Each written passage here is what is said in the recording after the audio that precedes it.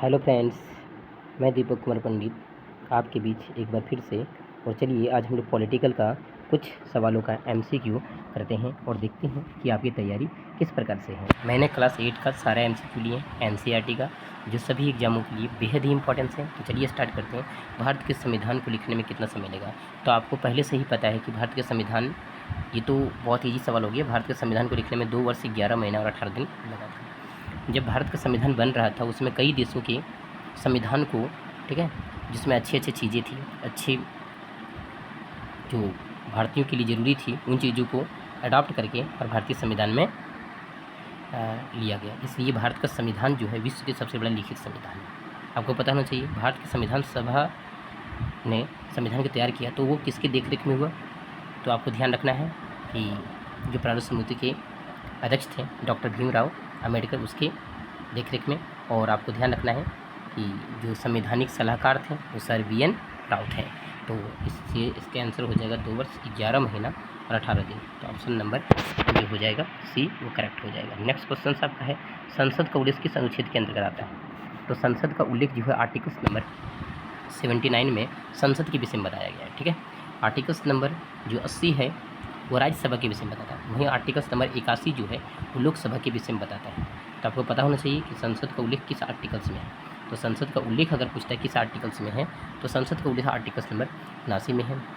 राज्यसभा का उल्लेख article number 80 में है, और वहीं लोकसभा का उल्लेख जो है वो आर्टिकल्स नंबर आपका 81 में है। ठीक है, और संसद के 3 अंग होते हैं, राज्यसभा, लोकसभा और राष्ट्रपति। आपको पता होना चाहिए। और ये दोनों सदनों से कोई भी बिल पारित होने के बाद राष्ट्रपति के सिग्नेचर के लिए जाता है। जब वो साइन करते हैं तभी जाकर के कोई बिल कानून बनता है। दूसरी कंडीशन है, राष्ट्रपति का जो भारत में एक राष्ट्रपति होगा ऐसा उल्लेख आर्टिकल्स नंबर 52 में, मतलब 52 में बताया गया है। आर्टिकल्स नंबर 61, थोड़ा मैं आर्टिकल्स को बता देता हूँ ताकि आपको याद रहे। आर्टिकल्स नंबर 61 में महाभियोग के विषय में बताया। महाभियोग एक ऐसी प्रक्रिया है जो इस महाभियोग की प्रक्रिया को ही अमेरिका के संविधान से लिया गया, जिसमें राष्ट्रपति को इस प्रक्रिया के द्वारा हटाया जाता है। ठीक है, तो उम्मीद है आपको समझ में आ रही होगी। तो इस हिसाब से इसका आंसर हो जाएगा ऑप्शन नंबर डी। ठीक है, नेक्स्ट क्वेश्चन से है।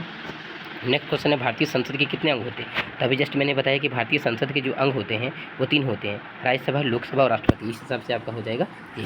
आर्टिकल नंबर 52 राष्ट्रपति को बताता है। ठीक है, और 79 आर्टिकल्स नंबर संसद के विषय में, राज्यसभा के विषय में 80 और लोकसभा के विषय में 81। उम्मीद है आपको याद हो रहा होगा। सर्वोच्च न्यायालय का गठन संबंधी प्रावधान किस अनुच्छेद में है? तो सर्वोच्च न्यायालय के विषय में जब जानकारी मिलती है कि इसकी गठन जो हुई थी वो कब हुई थी, तो आपको कमेंट में बताना है, लेकिन किस आर्टिकल के तहत हुई थी। तो आपको पता है आर्टिकल्स नंबर 124। यहाँ पे है आर्टिकल्स नंबर 352। आर्टिकल्स नंबर 352 का जो संबंध है वो आपको याद रखना है कि वित्तीय नहीं, राष्ट्रीय आपातकाल से। वहीं आर्टिकल्स नंबर 356 ये राष्ट्रपति शासन के विषय में बताता है। वहीं आर्टिकल्स नंबर 360 जो है वो आपको वित्तीय आपातकाल के विषय में बताया। आर्टिकल्स नंबर 352 राष्ट्रीय आपातकाल, आर्टिकल्स नंबर 356 राष्ट्रपति शासन, आर्टिकल्स नंबर 360 आपको बताता है वित्तीय आपातकाल। ठीक है, आर्टिकल नंबर 370 जब जम्मू कश्मीर को उस टाइम जो एक विशेष राज्य का दर्जा दिया गया था उसके विषय में बताता है। नेक्स्ट क्वेश्चन पे चलते हैं और देखते हैं लोकसभा में अनुसूचित जाति के लिए कितनी सीटें हैं। तो लोकसभा में अनुसूचित जाति के लिए 84 सीटें हैं। वहीं अगर देखा जाए तो लोकसभा में अनुसूचित जनजाति के लिए सीटें जो है वो 47 है। आपको दोनों याद रखना है, 47 भी और एक 84 भी। 84 जो किसके लिए है? तो आपको याद रखना है अनुसूचित जाति के लिए, और 47 जो है वो अनुसूचित जनजाति के लिए। तो इसका आंसर हो जाएगा 84। ठीक है, option number B. Next question है, भारत का बिस्मार्क किसे कहा जाता है? तो भारत का बिस्मार्क पूछेगा तो भी, भारत का लौह पुरुष पूछेगा तो भी सरदार वल्लभ भाई पटेल को कहा जाता है। आपको पता होना चाहिए। बारदोली की महिलाओं ने इसको सरदार की उपाधि दिया था। अगर ऑप्शन में बारदोली की महिलाएं नहीं मिलती है तो ऐसी कंडीशन में हम लोग महात्मा गांधी को टिक करेंगे। महात्मा गांधी के सहयोग, महात्मा गांधी के बोलने पर ही गांधी जी वहाँ बारदोली पहुँचे थे। ये पता लगाना है कि बारदोली कहाँ है। दूसरी कंडीशन होता है कि भारत का बिस्मार्क इसको क्यों कहते हैं? राष्ट्रीय एकता के प्रतीक के रूप में जाना जाता है सरदार वल्लभ भाई पटेल को। इसकी जयंती 31 अक्टूबर को मनाई जाती है। ठीक है, और आपको पता होना चाहिए कि इसने 560 लगभग देसी रियासतों को जो अलग अलग थे उसको एक इस्टेब्लिश करने का प्रयास किया और एक साथ लाने का प्रयास किया और लाया भी, इसलिए इसको राष्ट्रीय एकता के प्रतीक के रूप में माना जाता है। भारत का बिस्मार्क किसे कहा जाता है? तो आपको है सरदार वल्लभ भाई पटेल को। ऑप्शन नंबर ये करेक्ट हो जाएगा। नेक्स्ट क्वेश्चन है, भाषण तथा व्यक्ति की स्वतंत्रता का अधिकार किस अनुच्छेद में है? तो भाषण तथा व्यक्ति की स्वतंत्रता का अधिकार आर्टिकल नंबर 19 में है। आर्टिकल नंबर 14 बताता है विधि के समक्ष समान अधिकार। आर्टिकल नंबर 15 बताता है जाति, लिंग और धर्म के आधार पर किसी के साथ भेदभाव नहीं होना चाहिए। आर्टिकल नंबर 16 बताता है कि नौकरियों में सबको समान अधिकार होती है। ठीक है, आर्टिकल नंबर 17 बताता है कि छुआछूत का अंत होना चाहिए। आर्टिकल नंबर 18 बताता है उपाधियों का अंत, और वहीं आर्टिकल नंबर 19 की बात करेंगे तो भाषण तथा व्यक्ति की स्वतंत्रता बताता है। आर्टिकल नंबर 21 जो है प्राण एवं दैहिक स्वतंत्रता के विषय में बताता है। और आर्टिकल नंबर 32 जो बोलता है संवैधानिक उपचार का अधिकार देता है। उम्मीद है आपको समझ में आ रहा होगा। सारा आर्टिकल्स जो मैं बार बार बोलता हूँ उसे रिपीट कीजिए, आपको भी याद हो जाएगी। तो इस सबसे आपका ऑप्शन नंबर बी करेक्ट हो जाए। भारत के पहले राष्ट्रपति कौन थे? तो डॉक्टर राजेंद्र प्रसाद भारत के पहले राष्ट्रपति थे। उपराष्ट्रपति जो थे राधा कृष्णन थे, ठीक है, तो आपको पता होना चाहिए उपराष्ट्रपति, ठीक है। और फिर आगे चल के ये राष्ट्रपति भी बनते हैं, तो आपको पता होना चाहिए। तो इस हिसाब से भारत के पहले राष्ट्रपति थे doctor Rajendra Prasad, option number हो जाएगा जी। सब 42वां संविधान संशोधन कब हुआ? तो 42वां संविधान संशोधन आपका हुआ था 1976 में। इसमें क्या हुआ था कि स्वतंत्रता, समानता और बंधुत्व, अखंडता जैसे जो शब्द थे, ठीक है, ये फ्रेंच रिवॉल्यूशन से आया था। और 42वां संविधान संशोधन 1976 के द्वारा भारतीय संविधान प्रस्तावना में इस शब्द को क्या किया गया था? जोड़ा गया था। और 42वां संविधान संशोधन के द्वारा क्या होता है? 1976 में मौलिक कर्तव्य को जोड़ा गया था। उस वक्त मात्र 10 मौलिक कर्तव्य को जोड़ा गया था। बाद में फिर होता है आपका 86वां संविधान संशोधन 2002 में, इसमें 11वां मौलिक कर्तव्य को फिर से पुनः जोड़ा जाता है। उम्मीद है आपको समझ में आ रही होगी। इस हिसाब से 42वां संविधान संशोधन जो हो रहा है आपका 1976 में। नेक्स्ट क्वेश्चन आपका है 44वां संविधान संशोधन कब हुआ? तो 44वां संविधान संशोधन आपका 1978 में हुआ था। इसमें जो था, जो मौलिक अधिकार पहले 7 हुआ करते थे, ठीक है। तो 44वां संविधान संशोधन के द्वारा 1978 में क्या हुआ कि मौलिक अधिकार में जो संपत्ति का अधिकार था, उस संपत्ति के अधिकार को अब कानूनी अधिकार का उस वक्त दर्जा दे दिया गया, और इसको 300 ये के अंतर्गत एक कानूनी अधिकार के रूप में जाना जाता है, ठीक है। तो आपको पता होना चाहिए 44वां संविधान संशोधन 1978 में हुआ। नेक्स्ट क्वेश्चन आपका जो है वो मानव अधिकार दिवस कब मनाया जाता है? तो मानव अधिकार दिवस 10 दिसंबर को मनाया जाता है। विश्व पर्यावरण दिवस 5 जून को मनाया जाता है। 14 नवंबर को आपका मनाया जाता है विश्व मधुमेह दिवस। 1 दिसंबर को एड्स दिवस। और वहीं अगर देखा जाए तो एक डेट में पूछता हूँ 21 जून को कौन सा दिवस मनाया जाता है? आपको पता लगाना है। तो मानव अधिकार दिवस जो होता है वो 10 दिसंबर को, और विश्व जनसंख्या दिवस जो होता है 11 जुलाई को सेलिब्रेट किया जाता है। उम्मीद है आपको समझ में आ रही होगी कि ये रिवीजन के लिए है, जितनी हो सके उतना रिवीजन किया। विश्व जनसंख्या दिवस अभी जस्ट बता दिया मैंने, 11 जुलाई को मनाया जाता है, ठीक है। 5 जून को विश्व पर्यावरण दिवस मनाया जाता है, ठीक है। और पृथ्वी सम्मेलन दिवस, पृथ्वी जो होता है पृथ्वी सम्मेलन दिवस कब मनाया जाता है वो आपको बताना है, ठीक है। नेक्स्ट क्वेश्चन आपका है कि मौलिक अधिकार का वर्णन संविधान के किस भाग में? तो मौलिक अधिकार का वर्णन संविधान के भाग 3 में है। मौलिक अधिकार जो है अमेरिका के संविधान से लिया गया है, और मौलिक अधिकार जो है अनुच्छेद नंबर 12 से, ठीक है, 35 के बीच मौलिक अधिकार का वर्णन है। आपको पता होना चाहिए भाग 3 में है, अमेरिका के संविधान से लिया गया है। मौलिक अधिकारों की संख्या भी 6 है।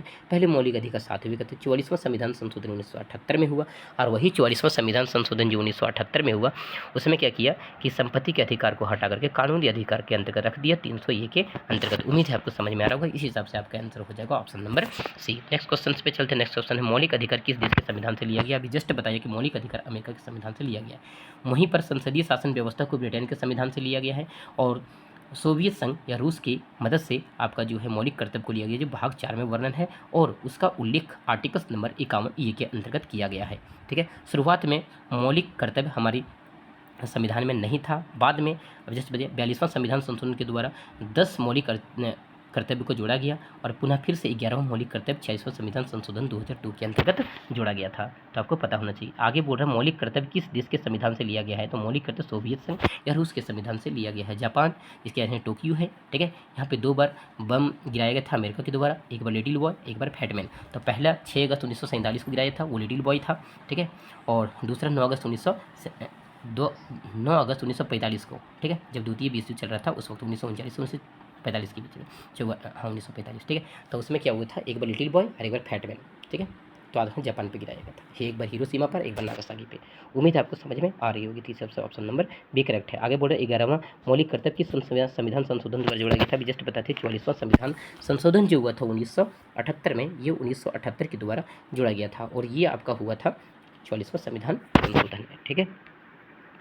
सॉरी, 44वां संविधान संशोधन 11वां मौलिक कर्तव्य के बारे में पूछ रहे हैं, ठीक है।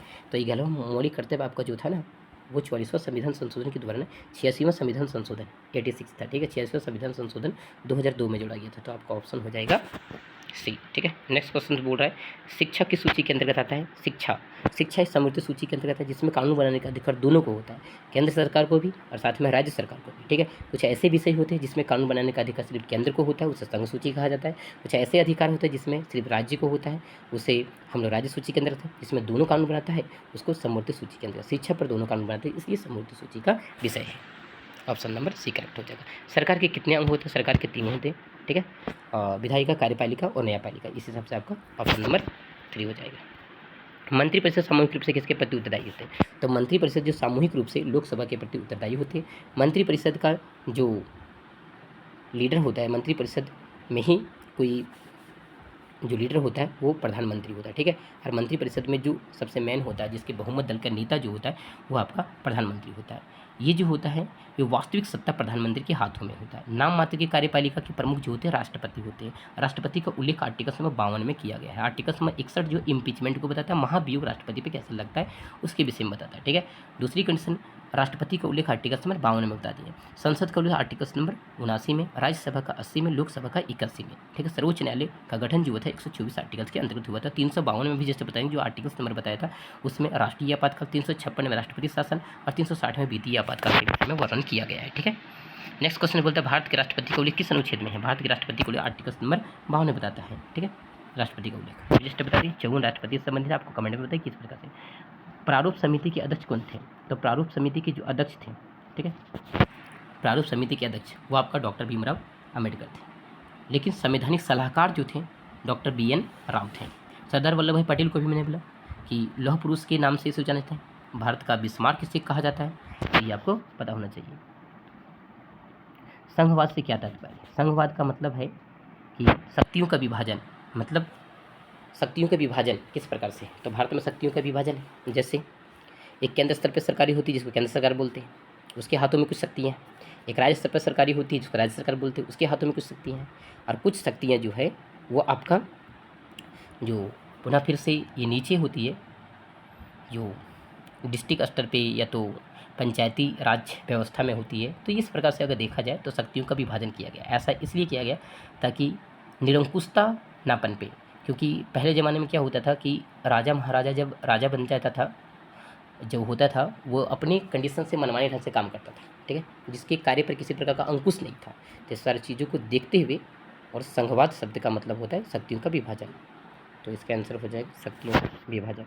नेक्स्ट क्वेश्चन आपका है संविधान की अंतरात्मा किसे कहा जाता है? तो मौलिक अधिकार को संविधान का अंतरात्मा के नाम से जानते हैं, तो इसका आंसर हो जाएगा मौलिक अधिकार, ठीक है। मौलिक अधिकार भी बताएं अमेरिका के संविधान से लिया गया है। मौलिक अधिकार जो है आर्टिकल नंबर 12 से 35 के बीच में वर्णन है। मौलिक अधिकार अभी 6 हैं, पहले कितना था 7।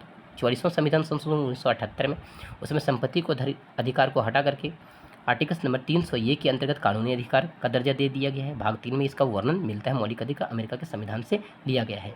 नीति निर्देशक तत्व कहाँ से लिया गया आपको मुझे बताइए। संसद का उल्लेख अभी बताइए, आर्टिकल नंबर 79 में है। संसद के 3 अंग होते हैं, राज्यसभा, लोकसभा, राष्ट्रपति। राष्ट्रपति का उल्लेख आर्टिकल नंबर 52 में है। आर्टिकल नंबर 61 राष्ट्रपति में महाभियोग के विषय में बताता है। आर्टिकल नंबर 72 जो है वो बताता है कि क्षमादान की शक्ति राष्ट्रपति के पास होता है। नेक्स्ट क्वेश्चन, धर्मनिरपेक्ष शब्द का मतलब क्या होता है? धर्मनिरपेक्ष शब्द का मतलब होता है सभी धर्मों को सम्मान करना या सभी धर्मों को समान अधिकार देना।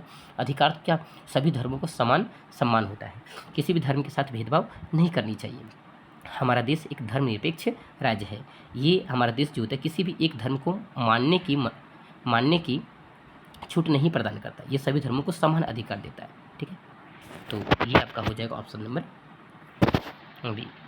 नेक्स्ट क्वेश्चन है अनुच्छेद नंबर 17 का संबंध किससे? अब जस्ट बताया अनुच्छेद नंबर 17 का संबंध छुआछूत अस्पृश्यता के अंश से है। आर्टिकल नंबर 14 विधि के समक्ष समान अधिकार।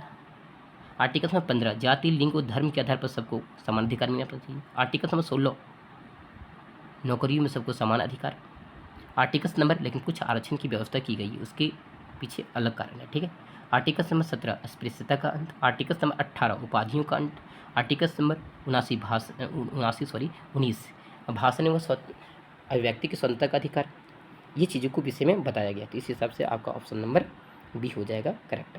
उम्मीद है आपको समझ में आ रही होगी। आपको किस विषय पर वीडियो चाहिए बताइएगा। 1857 की क्रांति का एक और पार्ट जस्ट अपलोड करने वाले हैं, मैंने कहा था और अपलोड कर रहा हूँ जस्ट।